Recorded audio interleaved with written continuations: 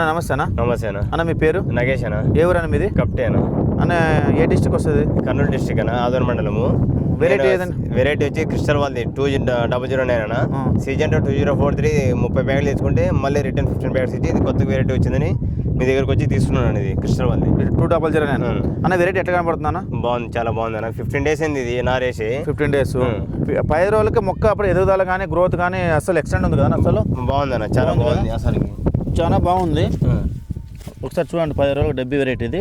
ఇప్పుడు 2009 variety crystal అది 20 రోజుల మొక్క ఎదుగుదల అసలు బ్రాంచెస్ కానీ బాగుంది కదా అసలు? చాలా బాగుంది అన్న, చాలా బాగుంది.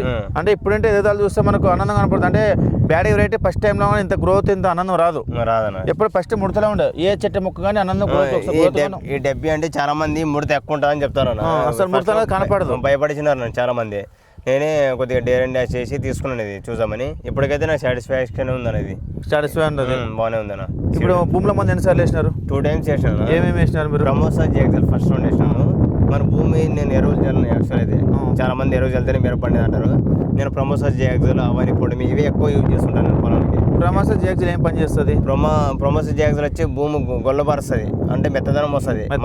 గట్టుకున్న భూమి కానీ ఈ భూమి అనేది ఇంత పొడిగా ఉండదు. మట్టి వేరే భూమిలో చూసుకున్నా కానీ వాళ్ళు వచ్చి అబ్జర్వ్ చేసుకున్నా మనకి ఇబ్బంది లేదు.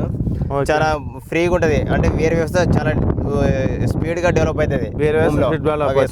నీళ్ళు కట్టినా కూడా మామూలు ఎవరు లేస్తే బండ్ అవుతుంది, కానీ ఇదేమంటే నీళ్ళు బాగా తాగుతుంది, వేరే బాగా వస్తుంది. అవన్నీ పొడి మన సేమ్ యాడ్ చేశారా, కానీ అవని పొడమ అనేది కొద్దిగా 4-5 రకాల పోషకాలు కలిసి ఉంటాయి అవన్లో.